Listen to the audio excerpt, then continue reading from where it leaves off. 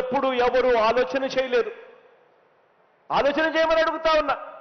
నాకన్నా ముందు గత ప్రభుత్వాన్ని చూశారు. నాకన్నా ముందు చూసిన ఆ గత ప్రభుత్వంలో పరిపాలన చేసిన ఆ చంద్రబాబు నాయుడు గారి పరిపాలన ఒక్కసారి గుర్తుకు తెచ్చుకోమని అడుగుతా ఉన్నా.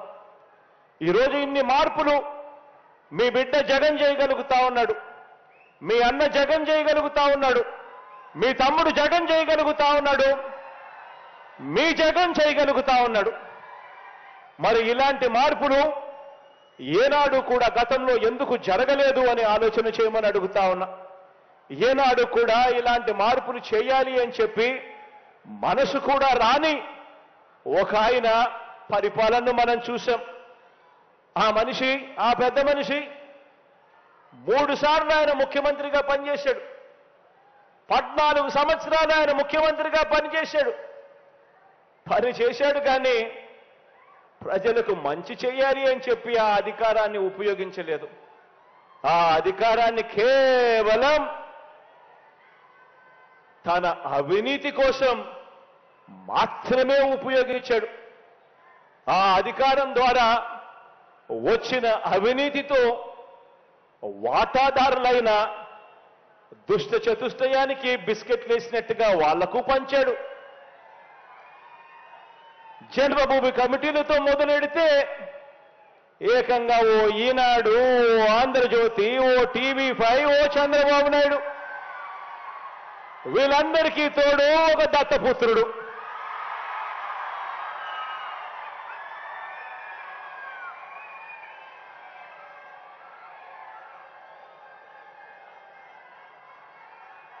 వీళ్ళందరూ కూడా అధికారంతో ఏం చేశారు అని అంటే ప్రజలకు మంచి చేసిన చరిత్ర లేదు.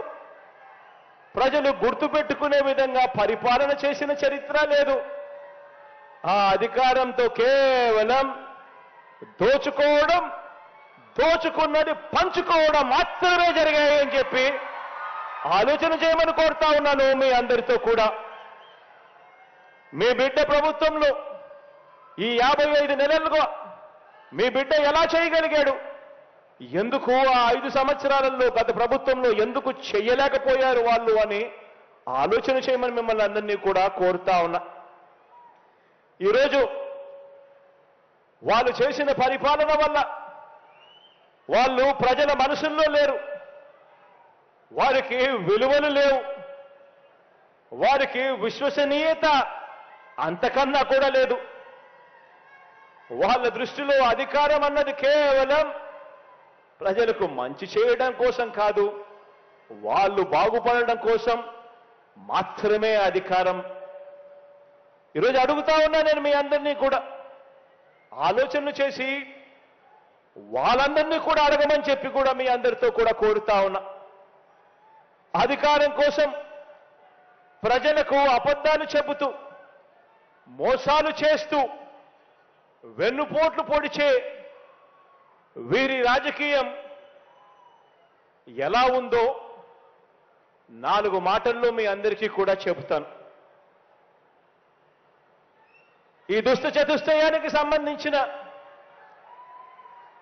ఈ గ్యాంగ్లో, ఈ ముఠాలో ముందుగా ఇదే భీమవరం ప్రజలు తిరస్కరించిన దత్తపుత్రుడితో మొదలెడతాను. వీరు చేసిన రాజకీయాలు ఎలా ఉన్నాయి అనే విషయం మీద. ఈ దత్తపుత్రుడు పక్క రాష్ట్రంలో ఈయనది శాశ్వత నివాసం. అడ్రస్ ఎక్కడ అంటే మన రాష్ట్రంలో ఉండదు, పక్క రాష్ట్రంలో ఉంటాడు, నాన్ లోకల్. ఇంకా ఆశ్చర్యకరమైన విషయం ఏమిటో తెలుసా? పక్క రాష్ట్రంలో శాశ్వత నివాసం ఉంటూ పక్కవాడు సీఎం కావాలని ఏకంగా పార్టీ పెట్టిన వాడు బహుశా దేశ చరిత్రలో ఎవడో ఉండడు, ఈయన తప్ప.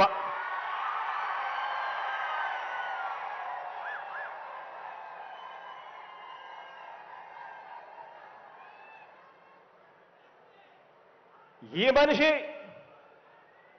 బాబు ముఖ్యమంత్రి అయితే చాలు,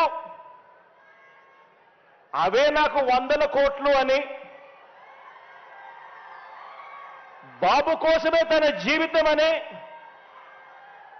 అందుకు అంగీకరించని వారిని తన పార్టీలో కూడా ఉండకూడదు అని, ఈ విషయంలో వేరే అభిప్రాయం కూడా ఉండదు అని, తన పార్టీ నుంచి వాళ్ళు వెళ్ళిపోవచ్చు కావాలంటే అని చెప్పి కూడా తన సభల్లో ఉపన్యాసాలు ఇచ్చేవాడిని బహుశా ఎవరిని మనం చూసుంటాం, ఒక్క ఈయన తప్ప.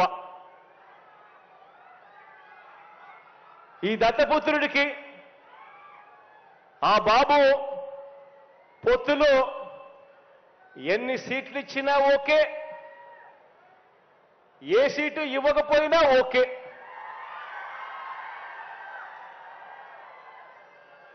చిత్తం ప్రభు అనే త్యాగాల త్యాగరాజుని మాత్రం ఇప్పుడే ఈ దత్తపుత్రుల్లో మాత్రమే చూస్తాం. ఎవరైనా ప్రజల కోసం త్యాగాలు చేసేవాడిని చూశాం కానీ ఏకంగా ప్యాకేజీల కోసం త్యాగం చేసేవాడిని మాత్రం బహుశా ఎప్పుడు చూసుండం.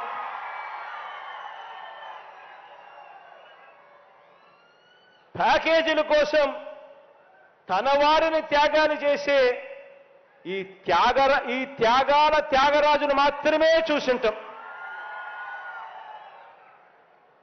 మరో విచిత్రం కూడా చెప్పాలి. మరో విచిత్రం ఏమిటనంటే ఈ త్యాగాల త్యాగరాజు గురించి, ఈ దత్తపుత్రుడు గురించి మరో విచిత్రం ఏమిటనంటే రియల్ లైఫ్లో ఈ పెద్ద మనిషి ఏ భార్యతోనూ ముచ్చటగా కనీసం 3-4 సంవత్సరాలైనా కూడా కాపురం చేసి ఉండడు. ఈ మ్యారేజ్ స్టారు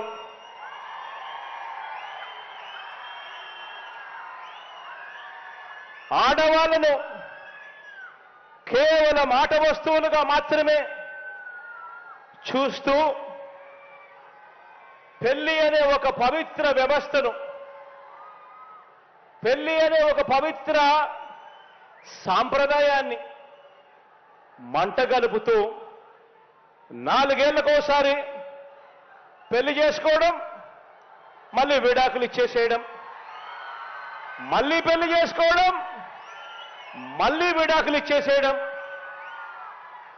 ఏకంగా కార్లను మార్చినట్టుగా భార్యలను మారుస్తా ఉన్న ఈ పెద్ద మనిషి 3 సంవత్సరాలకు 4 సంవత్సరాలకు భార్యలను మారుస్తా ఉన్న ఈ పెద్ద మనిషి ఇప్పటికే 3 భార్యలు అయిపోయారు అని అంటే ఆలోచన చేయమని అడుగుతా ఉన్నా.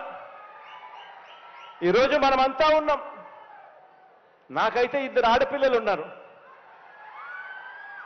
మనమంతా కూడా ఆలోచన చేయాలి. మనకు చెల్లెళ్ళు ఉన్నారు, మన ఇళ్లలో ఆడబిడ్డలు ఉన్నారు.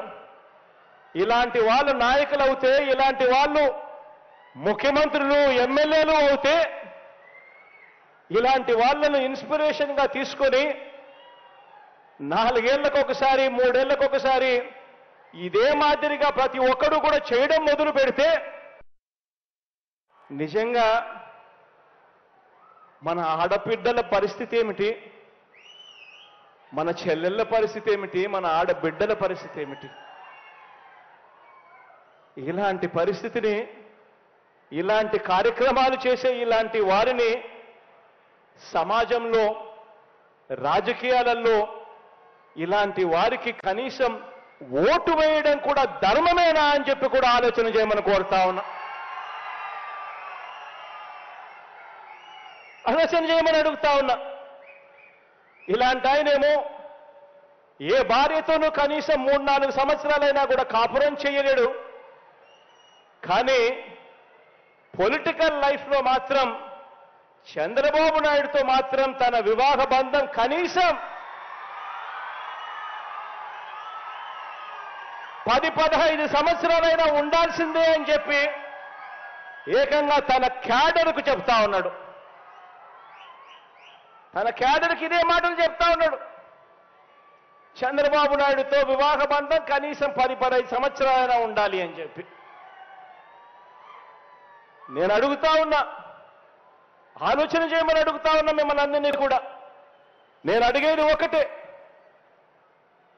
2 విషయాలు కనుక కలిస్తే అమృతం తయారవుతుందా అని చెప్పి ఆలోచన చేయమని అడుగుతా ఉన్నా.